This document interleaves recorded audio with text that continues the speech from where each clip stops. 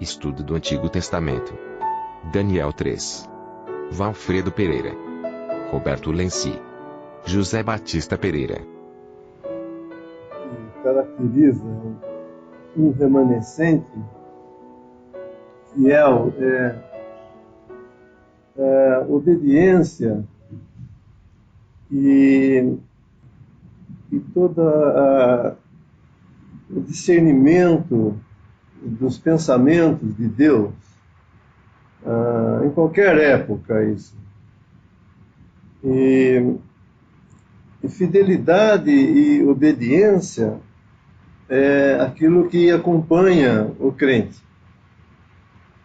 E nós vemos que no capítulo 1, Daniel, primeiro começou com ele, depois seus amigos também estavam com ele nisso, eles não quiseram se contaminar com o alimento que o mundo podia oferecer. Então havia uma obediência a Deus e uma necessidade de separação, porque nós vemos que eles não quiseram se contaminar com a comida do rei. Contaminar, na verdade, possivelmente, né? Não posso afirmar 100% isso, mas possivelmente essa comida que o rei comia era oferecida a ídolos. E eles não queriam se contaminar com isso, então eles se mantiveram separados daquilo que o mundo podia oferecer para eles como alimento. E depois Daniel também teve como bênção para ele, né, toda a revelação que Deus podia dar. Então ele tinha discernimento, também teve, né, discernimento. Deus deu a ele um ministério, uma porção, né, do seu espírito para revelar as coisas ocultas. Então era um homem muito especial. E agora nós estamos vendo aqui Sadraque, Mesaque e Abednego também nessa fidelidade a Deus, não querendo, não se sujeitando a adorar aquilo que não é Deus, sendo que eles tinham um único Deus, que eles conheciam. Então eles tinham discernimento, sabedoria, tinham os pensamentos de Deus para agir, mas em obediência também. Eles não foram desobedientes ao rei, mas eles não se sujeitaram àquilo que negava o único Deus. Então nós temos esses três princípios aqui, né? E o que caracteriza essa supremacia dos gentios, e principalmente de Babilônia, né, é a idolatria.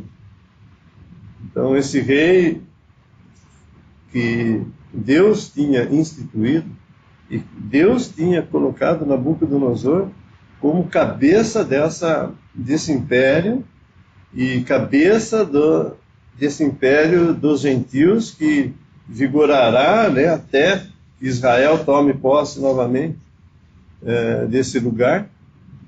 E Deus tinha instituído isso, então eles andavam em obediência, eles tinham discernimento da parte de Deus, conhecimento de que Deus tinha colocado a esse rei, e Deus tinha feito com que ele estivesse nessa posição muito alta, nesse império que começou com Babilônia. Então eles reconheciam isso e se submetiam. Eles não eram arrogantes quanto a isso, mas quando se tratava então de obedecer a Deus ou aos homens naquilo que desonrava a Deus, eles então não se submetem, mas continuam em obediência a essa autoridade, reconhecendo que Deus tinha colocado essa autoridade. E então nós vemos aqui não somente um princípio de bênção para aqueles que são fiéis, para aqueles que honram a Deus aqui nesse mundo, né? como o caso desses três, mas nós temos também esse princípio de que a religião vai estar associada ao regime político em todos os tempos. Começou aqui com Babilônia e depois os impérios que se seguiram tinham a mesma conotação. Misturar a religião e submeter, por causa do coração religioso do homem, submeter a toda uma massa, como foi aqui, todos esses principais do reino estavam ali, obrigados a obedecerem religiosamente uma estátua, um ídolo, e Nabucodonosor, né, estava por trás disso, por meio da religião, da idolatria, ser reconhecido como esse supremo rei e senhor, né, aqui nesse mundo. Então é muito interessante que isso sempre vai acompanhar esse período dos gentios dominando aqui nesse mundo. E essa fusão, né, de religião e Estado, isso também veio a tocar no cristianismo. Nós vemos essa mistura, né, daquilo que é de Cristo com aquilo que é do mundo, e fazendo uma junção dessas coisas para usar, né, desse fator religioso que está no coração do homem para adorar, né, para servir ao mundo, servir ao diabo, enfim, e nós sabemos que o que está atrás de um ídolo é o demônio, né? E então é muito interessante que é um estabelecimento aqui também desse princípio de que todos esses reinos que se seguirão, esses 4 reinos que no capítulo anterior nos falaram da estátua, né, da cabeça de ouro, e depois os demais reinos que virão, terão esse mesmo princípio, e até os nossos dias, e até também o Império Romano revivido, né, terá primeiramente, na sua primeira fase, essa parte religiosa do reino dominando, e depois então a parte política apenas, né, ela acaba executando completamente o juízo sobre a Babilônia religiosa, né, e daí então fica somente a besta mesmo com uma imagem, né? Também não é nenhuma coincidência, mas a besta também fará uma imagem, o anticristo trabalhará para que seja então adorada, né, essa imagem, e vai abolir tudo o que é de culto religioso, que adorem a outras coisas, e vai fazer com que todos, então, como aqui mesmo, se prostrem e adorem essa imagem, e isso acontecerá, né, no final da grande tribulação. E daí, então, com a vinda de Cristo, ele estabelece seu reino, então, esse reino que é dito aqui, né, que nunca passará a ninguém mais, e que estará então, né, colocando Israel como cabeça das nações novamente. Então termina esse período dos gentios. Mas aqui nós vemos claramente esse estabelecimento, né, desse princípio de que a idolatria, a religião, está sempre ligada ao poder, mesmo naquilo que Deus estabelece, que Deus institui. Porque é a forma que Satanás usa para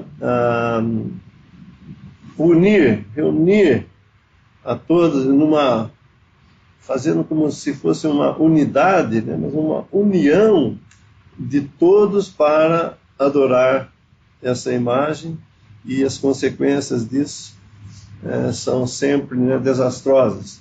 Então aqui o rei não declina, né, da sua autoridade, mas tem que reconhecer que o Deus dos céus e o Deus é Deus nos céus e na terra, e então honra esse Deus, tem que forçosamente honrar, ainda que incredulamente, mas forçado pelas circunstâncias e pelos fatos, ele tem que reconhecer esse Deus dos judeus e livrar esses servos. E Deus, na verdade, livrou esses seus servos da mão desse poderoso monarca. A gente vê a multiforme sabedoria de Deus, que ao mesmo tempo em que ele trata com os seus, buscando na prova da fé os seus servos, ele ao mesmo tempo trabalha com o rei e, consequentemente, com todo o povo de Babilônia. Aqui, esse campo onde ele fez a estátua, fala o campo de Dura. Alguns estudiosos da palavra falam que é a mesma região onde foi erigida a Torre de Babel. E é interessante porque tem o mesmo objetivo, exaltar o homem no lugar de Deus. E também é falado que esse período entre o sonho de Nabucodonosor da estátua, que Deus permitiu que Daniel falasse o que significava, demorou aproximadamente, eles falam, 23 anos, que foi o tempo em que Nabucodonosor conseguiu destruir por completo Jerusalém. E nós vemos que isso levou a ele a se orgulhar de tal maneira que na hora que ele foi fazer a estátua, ele não buscou fazer da forma como Deus havia mostrado a decadência do reino humano, que começou com ouro, acabou com ferro e barro. Ele já fez a estátua totalmente de ouro, mostrando então toda a sua arrogância, seu orgulho. E outra coisa interessante, era necessário, e é necessário ao homem, exigir que seja adorado. Deus não faz isso. E a prova disso é a fé desses 3 servos de Deus.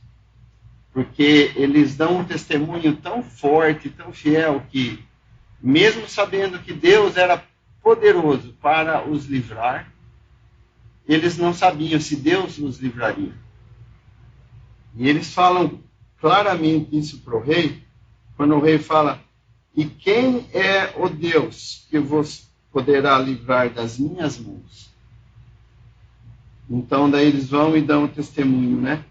Esse que é o nosso Deus a quem nós servimos, e que nos pode livrar, ele nos livrará do forno de fogo ardente da tua mão, rei. E se não, fica sabendo, ó rei, que não serviremos a teus deuses. Então nós vemos que maravilha, né? A fé desses homens, a ponto de darem um testemunho. Geralmente, quando a gente vê livros sobre isso, a gente vê aquela estátua de ouro, assim, que falam que deveria ter de 27 a 30 metros de altura. Todas as pessoas diante dele ajoelhadas, e só 3 homens de pé. Então, que testemunho é esse? Que testemunho foi? E depois o próprio rei ter que se dobrar e reconhecer que o Deus desses jovens era um Deus verdadeiro e poderoso. Mas ainda assim, Deus teria que trabalhar com esse rei, porque ainda assim seu coração não fora dobrado. Ele já havia visto o que Daniel revelou para ele, o privilégio que ele teve de Deus revelar esse sonho dessa estátua para ele. Ele viu o testemunho desses 3 homens, viu o poder de Deus, viu o anjo do Senhor andando, passeando dentro da fornalha que havia consumido aqueles que jogaram esses homens dentro da fornalha.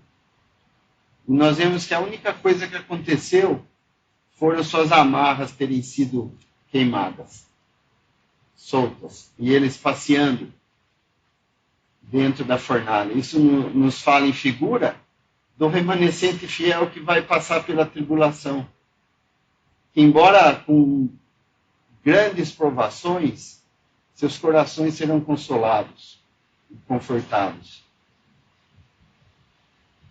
como se estivessem passeando com o Senhor em tal provação. Porque nós vemos que eles só saíram de lá quando foram chamados pelo rei. Não tiveram pressa de sair. Porque talvez ali fosse bem melhor, o lugar melhor que eles já poderiam ter estado. Então nós vemos como Deus honra a fé daqueles que depositam a fé nele. Apesar de todas as dificuldades, das provações, Deus dá força, dá coragem, sustenta aqueles que têm fé nele. Essa estátua é realmente uma manifestação da maior idolatria, uma coisa visível. E nós sabemos que existem muitas outras idolatrias na vida de uma pessoa. Uma outra pessoa pode ser um ídolo para aquela pessoa, não precisa ser exatamente uma imagem. Mas o que eu quero dizer é que se fosse só uma imagem, ali Daniel, aqui só fala dos três, né? Sadraque, Mesaque e Abednego. Se fosse só para eles olharem e passarem de frente da estátua e não se encurvarem, mas aqui a prova realmente é uma prova de fogo, como fala. E eles tinham que se ajoelhar. Eles tinham que se inclinar diante da estátua. E se nós pensarmos lá no tempo de Jerusalém, que esses vieram, esses conviveram com seus pais, a palavra nos fala que os seus pais foram idólatras. Eles se encurvavam diante de deuses estranhos. E Deus disse para que eles não se encurvassem diante de deuses estranhos. E eles fizeram e abusaram disso. E esses jovens que nós vemos, eles estavam no meio dos cativos lá de Judá. Esses jovens estavam juntos. Mas será que esses jovens aprenderam a temer ao Senhor quando eles chegaram na Babilônia? Difícil pensar nisso. Eu penso que não, porque eles conheciam já o Senhor, eles foram levados juntos para a Babilônia, junto com aquele povo. Havia realmente os sinceros dentre eles. E esses jovens eram daqueles sinceros. Incrível como eles eram jovens e os mais velhos não tinham aprendido. E é o que eu penso, que eles haviam realmente aprendido do Senhor. Eles temiam ao Senhor já quando eles foram levados cativo. Tanto que, adiantando um pouquinho, em Daniel 9, capítulo 9, não vou entrar no assunto, capítulo 9, versículo 3. Eu dirigi o meu rosto ao Senhor Deus para o buscar com oração e rogos e jejum, e pano de saco e cinza, e orei ao Senhor meu Deus e confessei e disse: Ah, Senhor, Deus grande e tremendo, que guardas o conserto e a misericórdia para com os que te amam e guardam os teus mandamentos. Aqui que esse versículo é interessante. Pecamos e cometemos iniquidade e procedemos impiamente e fomos rebeldes, apartando-nos dos teus mandamentos e dos teus juízos. E não demos ouvidos aos teus servos, aos profetas, que em teu nome falaram, aos nossos reis, nossos príncipes e nossos pais, como também a todo o povo da terra. Daniel está dizendo, pecamos. Ele não está se colocando fora do que os seus pais, ou o povo de Israel fez. Ele estava se identificando, né, com aquele povo que era o povo de Deus, que era para ser temente a Deus, que não era para se encurvar. Então essa prova que eu penso, e no coração do verdadeiro judeu tinha que ter o quê? Tinha que ter essa confissão. Era tudo que Deus queria, só essa confissão. Nós pecamos. É a confissão de uma pessoa, mas que se inclui. Podia ser que Daniel fosse uma pessoa justa em todo o tempo, né, que ele viveu em Jerusalém. Não estou entrando nesse detalhe, mas ele se reconheceu como um pecador também, aquele que desobedeceu. E a essa oportunidade dos 3 amigos dele foi dada para que eles manifestassem o quê? O que realmente eles eram. E é difícil nós pensarmos que quando a palavra nos diz não faças isso, não faças tal, é fácil para nós, né? Mas quando nós somos colocados à prova realmente, para a gente não negar o nome do Senhor, parece que a coisa fica difícil. Muitas coisas o diabo coloca a situação, as circunstâncias, para que a gente falseie alguma coisa, para que a gente leve para outro lado e, sabe, acabe não exatamente se ajoelhando diante da estátua, mas assim, faltando o verdadeiro testemunho, sabe, dando assim a cara para bater diante de uma confissão. Não falo que todos são assim, eu não falo que muitas vezes nós somos levados, né, nós somos provados, e isso serve para mostrar que esses homens, eles tinham um exercício já antigo. Não foi que eles se reuniram lá e falaram, olha, nós não vamos nos ajoelhar, não. Nós não vamos fazer isso, não. Ele já tinha aquele de não comer, de Daniel não se contaminar com a comida dos reis, era coisa que já estava parte da vida dele. É um exercício. E se a gente se exercitar, sempre, quando vier a aprovação, nós vamos estar sabendo do que se trata. Nós vamos poder realmente testemunhar, sem ter a consciência pesada com alguma coisa.